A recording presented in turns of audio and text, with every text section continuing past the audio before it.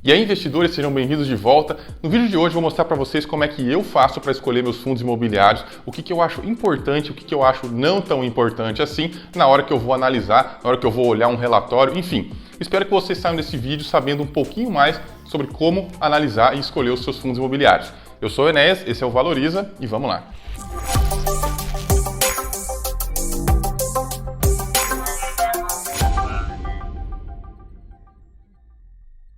O objetivo desse vídeo não é dar uma aula extensa sobre fundos imobiliários. Eu tenho outros vídeos que eu falo um pouquinho mais a fundo sobre o assunto, inclusive eu vou deixar um aqui nos cards e na descrição para que vocês deem uma olhada caso não conheçam muito bem essa modalidade de investimento. O objetivo desse vídeo é mostrar para vocês na prática como é que eu faço. Eu abro um relatório e olho o quê? E a gente vai olhar justamente os relatórios do gestor, relatórios do fundo. Porque o que eu quero é analisar o que vem direto do fundo. Eu não quero pegar a opinião de um terceiro, de um analista, de um site especializado, de uma casa de research, porque isso não tem valor nenhum. O único investimento que funciona é aquele que você entende e que você escolhe. Então, o meu objetivo aqui é que você saia desse vídeo entendendo um relatório de um FII, entendendo como olhar para um FII, quais critérios ali são mais importantes na hora de escolher se um FII deve ou não entrar na sua carteira de investimentos. Para isso, eu escolhi dois FIIs que são bem diferentes um do outro. O primeiro deles é o FAMB 11, que é o edifício Almirante Barroso, lá no Rio de Janeiro. A gente vai começar falando dele e a gente vai começar já abrindo o relatório, eu vou colocar na tela e vou comentando para vocês. Então vamos lá. E quando a gente abre na primeira página aqui do FII, a gente já vê várias coisas importantes. Essa é a página mais importante, eu acho que é a parte que vocês têm que prestar mais atenção. Primeiro, porque ela fala do objeto do fundo, né? Qual que é o objetivo desse investimento. E aí a gente lê ali que o objetivo é a aquisição do imóvel. Então, quer dizer, já podia parar a análise aqui, porque é um fundo que só tem um imóvel, provavelmente só tem um inquilino, a gente pode continuar vendo aqui, eu sei que tem, porque eu já li. Então, já poderia parar a análise aqui e ir para o próximo. Eu só não vou fazer isso porque eu quero usar outros problemas desse fundo para ensinar coisas diferentes para vocês também. Porque às vezes um outro fundo que não é monoimóvel pode ter os mesmos problemas que esse FII tem. Então, primeira coisa é ler o objeto do fundo, né? Então, a aquisição do imóvel, que consiste em um prédio comercial onde estão instalados escritórios administrativos da Caixa Econômica Federal e duas agências bancárias da Caixa Econômica Federal. Quer dizer, só tem um inquilino, a única renda desse fundo vem da Caixa Econômica Federal. A aquisição do imóvel pelo fundo visa proporcionar aos seus cotistas a rentabilidade decorrente do recebimento de receitas de aluguel das unidades comerciais do imóvel nos termos do contrato celebrado com a CEF. Ou seja, só aqui a gente podia descartar, porque ele é um fundo monoimóvel e monoinquilino, ou seja, o seu risco está totalmente concentrado em um cara só, em um cliente só. Isso é absurdamente arriscado, isso não é recomendado, principalmente para quem tem poucos fundos imobiliários. Se você já é um especialista no assunto, já tem um monte, não tem problema você ter um ou outro. Mas se você está começando e tem poucos, nem olha para um fundo que só tem um imóvel e um inquilino. Ali do lado tem mais algumas informações interessantes. Por exemplo, você vê que o início do fundo foi em 17/3/2003. Como vocês sabem, aqui eu não acredito em investir em coisa nova, esse fundo não é novo, então esse não é um problema. Se a data fosse, sei lá, 2019, eu nem olharia para o fundo. Um fundo que não tem histórico não serve, não tem como você confiar nos relatórios, confiar na gestão, porque é um negócio muito novo, tem que ter muito cuidado com FII que é novo. A gente vê muito problema em FII novo e menos problema em FII antigo. Apesar desse aqui ser antigo e estar cheio de problemas, né? Além disso, a gente vê ali a taxa de administração. É um tipo de taxa de administração incomum, que é 2,5% ao mês sobre a receita operacional líquida. O que a gente mais vê é sobre o patrimônio líquido, né? Sobre a receita é um pouco mais raro, mas é uma taxa de administração baixa, tá? Geralmente a taxa de administração ela fica ali entre 10% e 20% de tudo que o FII ganha no mês. Essa aqui é só 2,5%. Claro, é porque é um FII que não tem gestão ativa, né? Ele só tem um prédio, os gestores não tem que ficar procurando o prédio, comprando o prédio, vendendo e tal. O trabalho deles é muito mais fácil, por isso eles ganham muito menos. E isso está escrito lá no último item, que é o tipo ANBIMA, renda, gestão passiva. O que significa? O objetivo do fundo é ter renda e o tipo de gestão dele é passiva. Gestão passiva significa que o gestor não vai tomar decisões sozinho. Ele sempre vai ter que consultar a assembleia. Geralmente os FIIs de gestão passiva não compram e vendem imóveis, enfim, fazem muito menos negociação e são muito menores. Frequentemente eles têm poucos imóveis, um imóvel, dois imóveis, então gestão passiva é uma outra coisa que eu também não entro. Eu tenho um vídeo que eu falo especificamente sobre isso, que eu vou deixar nos cards e vou deixar na descrição também para vocês olharem, mas o FII de gestão passiva ele é extremamente arriscado porque pode acontecer alguns problemas que com o fundo de gestão ativa não aconteceria. Então eu também evitaria. Então a gente achou aqui vários problemas, é só olhando a primeira página a gente achou vários problemas esse negócio. Mas como se isso não bastasse, a gente vê também que a administradora, a gestora do fundo é a BTG Pactual, o que gera alguns problemas, tem algumas pessoas que não gostam muito dessa gestora. Eu prefiro que cada um tire suas próprias conclusões, mas quando você digita no Google lá, BTG Pactual corrupção, você vai ver que tem cheio de rolo, cheio de problema com gestores dessa empresa que já foram pegos na Lava Jato, enfim, tem rolo aí. Eu prefiro evitar. Não estou dizendo que a empresa é corrupta, que a gestora tem problema, que ela é mesmo mal. O que eu prefiro é deixar as chances do meu lado. Se tem algum probleminha, mesmo que está lá atrás, eu prefiro evitar, afinal, tem um monte de FII no mercado, não vou precisar ficar comprando especificamente esse FII. Além disso, se você pesquisar um pouquinho mais, e isso realmente não tem como saber, a não ser que você já estude FIIs há um tempo, que é o meu caso, você vai esbarrar em outros FIIs dessa mesma gestora que tem problema, que não dão retorno para o acionista, como por exemplo o BRCR11 e o EDGA11, que são outros dois dessa mesma gestora, cheio de rolo, cheio de problema. Então a gente fica assim meio esperto, né? Se a gestora já tem problema, é melhor a gente evitar. E além disso, essa gestora investe nos próprios fundos através dos seus fundos de fundos, o que é uma coisa assim que eu enxergo um certo conflito de interesse, né? Porque ela tem os fundos de fundos dela, né, os FOFs dela, e ela usa esse negócio para investir no próprio fundo dela, o que eu não olho com bons olhos. Então assim, primeira página, uma rápida pesquisa no Google, a gente já eliminou esse fundo imobiliário, mas eu vou continuar porque eu quero mostrar mais coisa para vocês, né? Afinal, esse aqui é um ótimo exemplo de como não gerir um fundo imobiliário. Se a gente descer para a página 8, a gente vai ver um outro problema que é a baixa liquidez. A gente vê que esse FII tem 1.122 cotas negociadas no último mês, o que é muito pouco. Vocês olham aí o gráfico de liquidez, ele diminuiu muito. Isso aqui não tem nem comparação com outros FIIs mais negociados.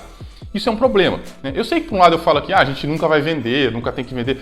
Tudo bem, isso é verdade. Realmente, a gente não pode vender por necessidade, a gente sempre tem que tentar manter o nosso patrimônio. Porém, eu também não quero ficar preso num ativo e depois não poder sair, né? Afinal, pode acontecer um problema grave aqui e eu querer sair. Eu não querer mais ser sócio desse negócio, eu não querer mais ser cotista desse negócio.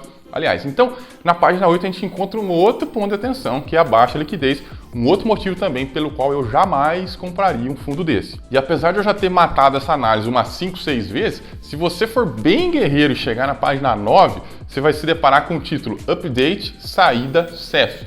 E aí, se você der uma lida aí, você vai ver que, além de tudo, a Caixa Econômica Federal está saindo do imóvel.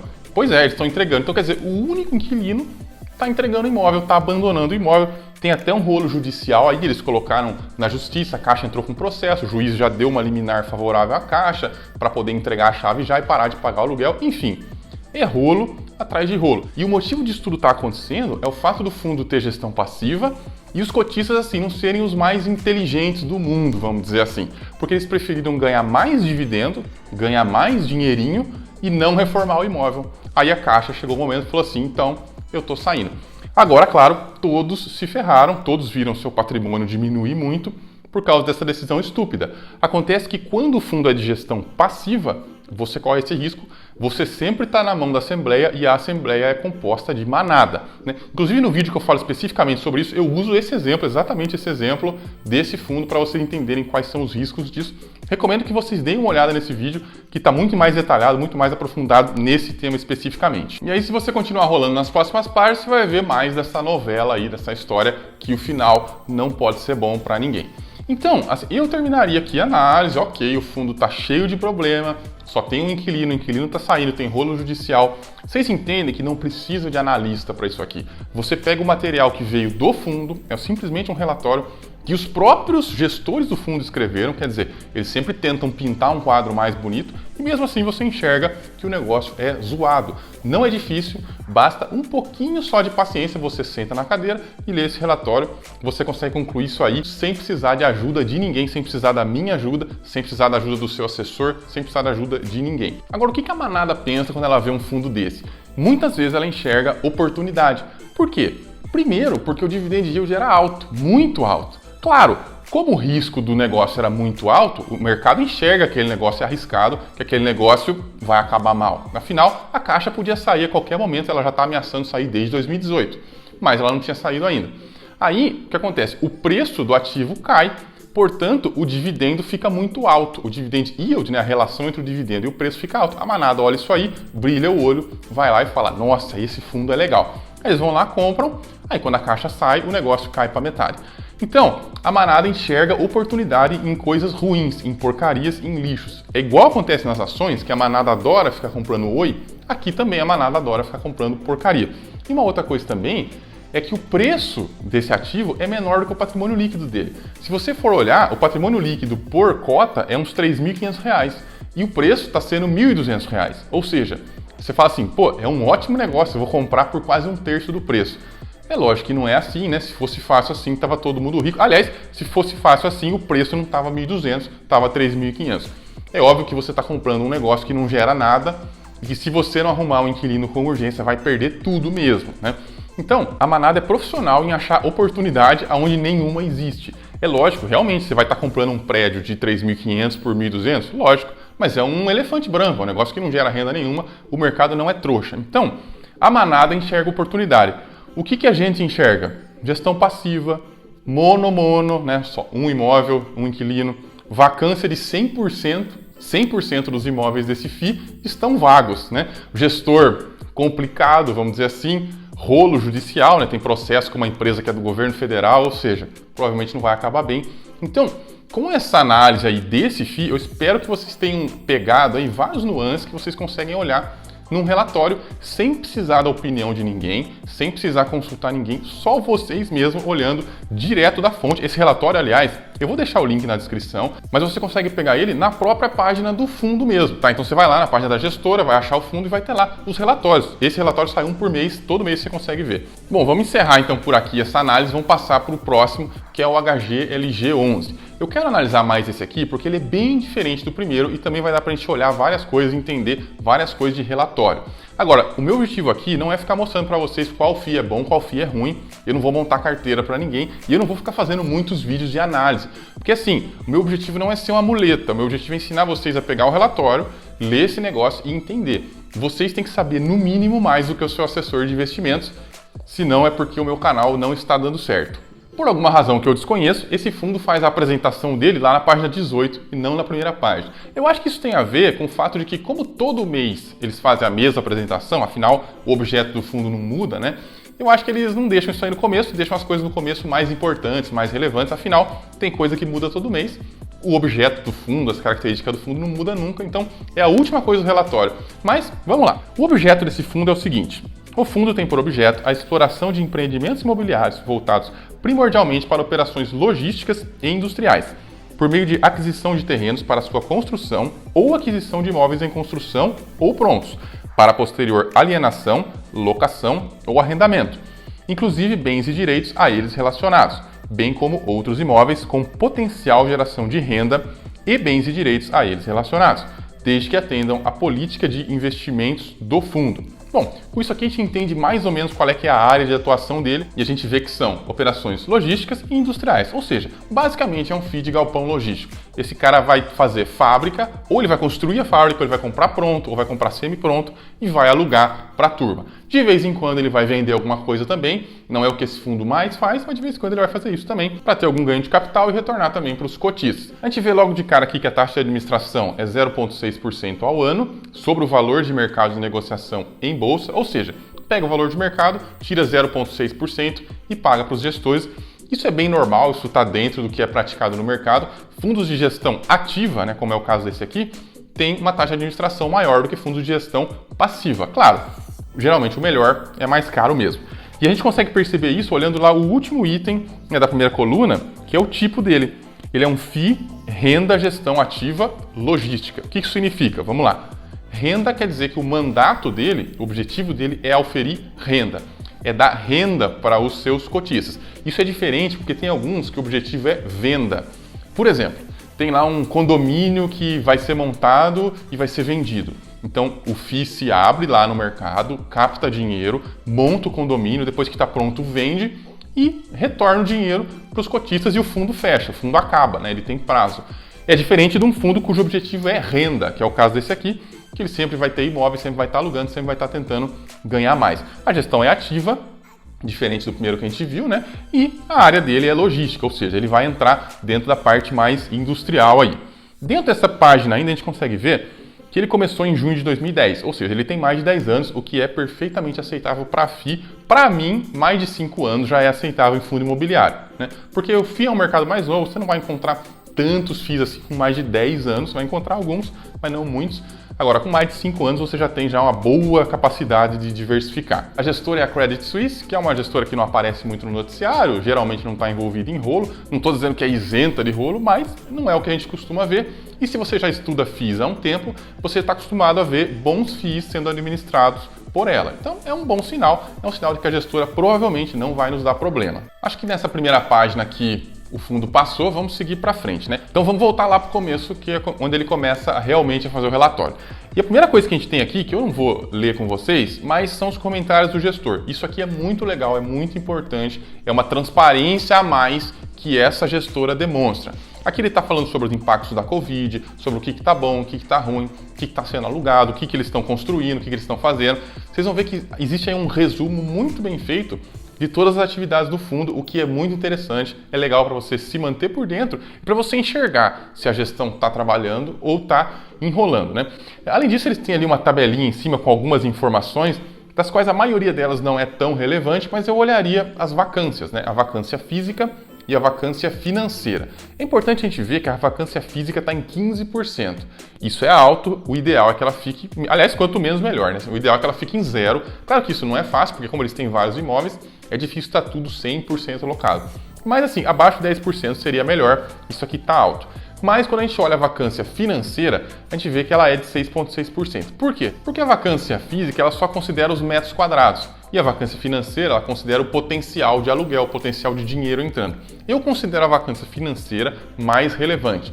Porque falar em metros quadrados às vezes não é tão relevante. Às vezes ele tem uma área gigantesca que tá vaga, mas o valor que aquela área geraria é muito baixo. Então, a vacância física fica parecendo muito inflada, mas você vai ver de dinheiro mesmo, não está perdendo quase nada. Então eu gosto de olhar mais a vacância financeira. Mas a gente vai ver isso mais adiante, vamos continuar vendo o relatório.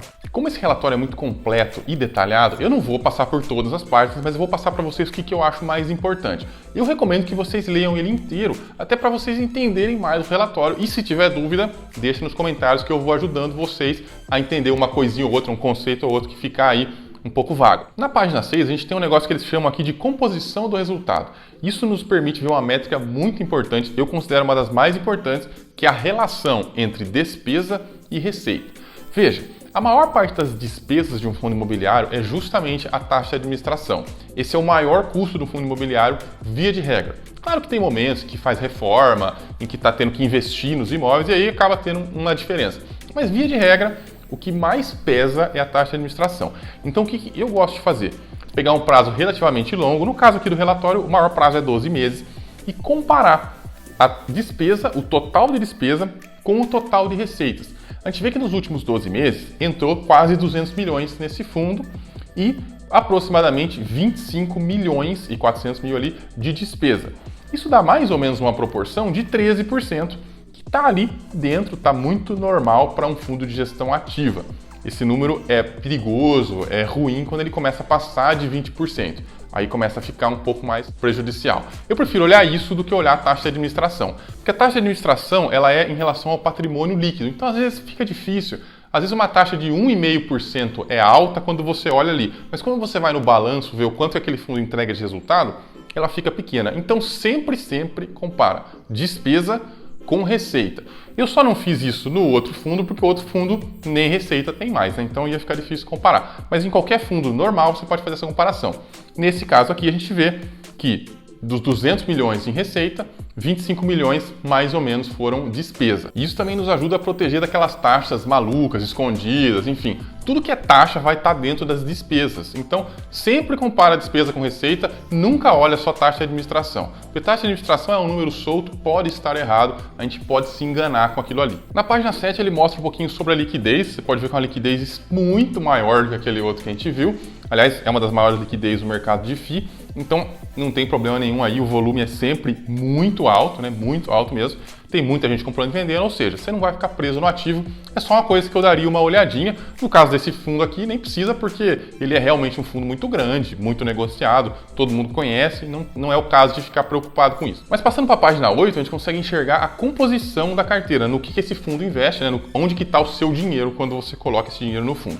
E se você olha ali, você vê que ele tem 16 imóveis, né? Então é um fundo assim bem diversificado. A maior parte dos imóveis está em São Paulo, naturalmente, mas tem alguns no Rio de Janeiro, no Minas Gerais, em Santa Catarina e tem um lá em Pernambuco. Isso é muito interessante, é um fundo muito diversificado, diversas cidades. Tem aqui o nome de todos os imóveis, né, que geralmente leva o nome do locatário mesmo, mas enfim, dá para dar uma olhadinha e dá para ver que ele é bem diversificado, não vai ter problema, os ativos são bacanas. Para você que é da região aí, pode até conhecer os ativos, pode passar na frente e ver, esse aqui eu conheço, esse aqui eu conheço, quem é de São Paulo, interior de São Paulo, que você tem muito aqui na região de Campinas. Então, você pode dar uma olhada, pode ver se esse negócio é legal mesmo, pode ver se os prédios estão conservados. Eu não gosto de fazer isso, eu acho que tudo que a gente precisa saber está aqui no relatório, não tem que ficar visitando o imóvel, até porque se você está bem diversificado nos seus investimentos, não dá para você ficar visitando tudo que é investimento para ver se o negócio está indo bem, né?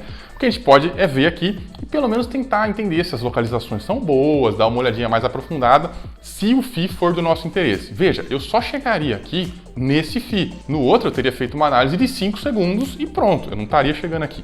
Quanto melhor é o fundo, quanto mais a gente vai vendo coisas boas, mais longe a gente vai indo na análise, até que chega um momento que a gente fala, esse aqui dá para comprar. Então, passando adiante, na página 9 a gente tem um gráfico que é a evolução da vacância, que é muito interessante porque a gente vê que ela subiu lá em novembro de 2020, no fim do ano, que pode ter sido em decorrência da pandemia. Muita empresa saiu, muita empresa fechou, muito FII viu sua vacância aumentar. Não tem nada demais aqui, eu não ficaria especialmente alarmado com isso, até porque, como a gente leu antes, a gestão está tentando encontrar inquilino, está negociando, está crescendo, enfim, eles estão trabalhando, eles não estão parados. Então, eu não me preocuparia com isso e, novamente, essa vacância aqui é a vacância física, não é a vacância financeira, e como a gente viu lá no começo, ela está em 6,6%, o que eu considero aceitável. Mas, apesar disso, claro, é um ponto de atenção, ver se esse negócio não vai subir, ou ver se a gestão não vai demorar muito a encontrar novos inquilinos, tá? Mas sempre entendendo a realidade do nosso contexto hoje, que é um contexto ainda um pouco difícil. Logo embaixo você tem uma informação muito interessante que é sobre o vencimento dos contratos. Isso é relevante porque é o seguinte, ele mostra em que ano vão vencer os contratos em percentual da receita. Ou seja, em 2021, 3,4% dos contratos vão vencer. Em 2022, 7% dos contratos vai vencer. E aí vai indo, vai indo, vai indo. E no final você vê que 70,8% dos contratos, ou seja, a maioria, vai vencer de 2025 para frente. O que é bom, significa que a maior parte dos contratos são de longo prazo, vai demorar para a gente precisar se preocupar com eles.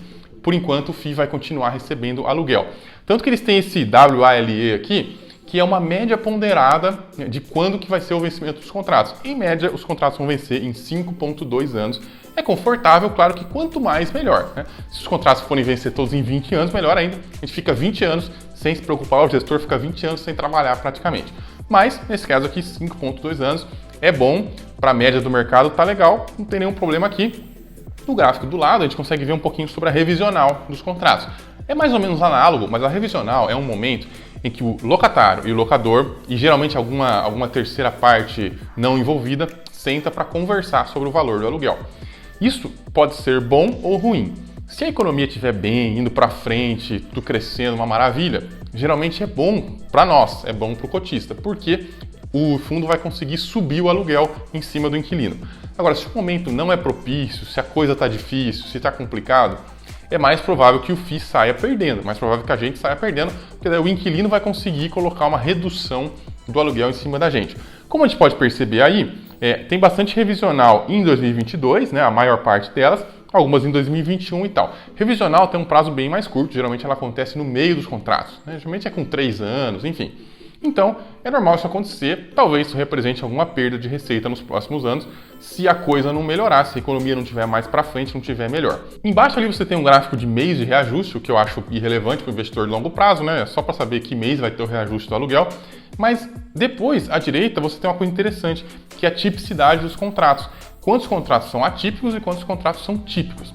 Entenda, o contrato típico é um contrato normal. Como regido pelo Código Civil, geralmente tem um prazo de 5 anos, tem um período que você não pode sair, tem uma multa e tal. É o contrato mais padrão. Já o contrato atípico é um contrato diferente. Geralmente ele tem um prazo muito mais longo, né? Mais de 10 anos.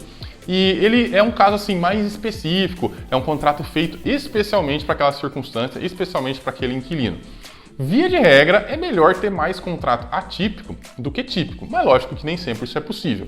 Contratos atípicos, via de regra, são melhores porque o prazo é mais longo, você fica com uma garantia maior. Além disso, o inquilino não pode sair antes. Se ele sair, ele tem que pagar todo o aluguel que ele deve, né? Então, por exemplo, se o contrato é de 10 anos e ele sai com 5 anos, ele tem que pagar todos os outros 5 anos que ele não ficou lá. Ou seja, é um contrato geralmente muito mais garantido, muito mais seguro para o FII. Mas assim, garantia mesmo não existe, né? O que a gente tem é colocar as chances ao nosso favor. Então, via de regra, quanto mais contrato atípico, melhor. Nesse caso aqui a gente tem 34% contrato atípico e 65% contrato típico, o que é mais ou menos normal, está dentro aí do que a gente espera do mercado. Passando para as próximas páginas, eu daria uma olhada assim nos eventos, ele fala aqui dos principais eventos, o que ele comprou, que contrato que rescindiu, o que foi reavaliado, enfim, eu acho interessante dar uma olhadinha. E depois ele passa uma lista de todos os imóveis com foto, com localização no mapa, com algumas informações importantes, como qual que é a participação, qual que é a vacância, a ABL, que é a área bruta locável, né? Ou seja, qual que é o espaço ali que tem para ser alugado. E é muito interessante também, eu daria uma olhada em cada um deles, né? Não ficaria perdendo muito tempo nisso, mas eu daria sim uma olhada, porque isso é relevante, afinal, a qualidade dos imóveis que o FII investe é a qualidade do FII, é a qualidade de onde vai estar o seu dinheiro, então isso é muito relevante, eu iria até esse ponto da análise. Quando a gente termina de ler um relatório de um FII redondo como esse aqui, sem problema, mais ou menos tudo funcionando e tal, mesmo num período tão difícil como que a gente está vivendo, a gente fica feliz, né? Gosta e fala, vou começar a investir nesse negócio interessante. O que a manada pensa? A manada pensa que tá caro, lógico, porque coisa boa é caro. A manada vai falar, por exemplo, que o preço tá maior do que o valor patrimonial. E é verdade, o preço do FII tá mais caro do que o que ele realmente vale numa análise patrimonial. Por que será que isso acontece, né? Porque o FII dá resultado, porque o FII dá retorno, ele gera caixa, ele gera dinheiro, ele põe dinheiro no nosso bolso. Então, lógico, ele é um pouco mais caro. É isso que a manada vê. Então a manada fica de fora desse FII e vai entrar naqueles outros FIIs que tem lá os múltiplos mais favoráveis, enfim, esse monte de bobagem aí. O que eu acho que a gente tem que enxergar? O FII é bem diversificado, é consolidado, já tem muitos anos que ele funciona, a gestão está trabalhando, os relatórios são muito claros, o que é muito importante, porque você lê e você entende sem precisar de ajuda. A vacância está controlada, apesar de que a gente tem que ficar um pouquinho de olho nela, tal. As despesas não são absurdas, né? Tá dentro aí de uma média.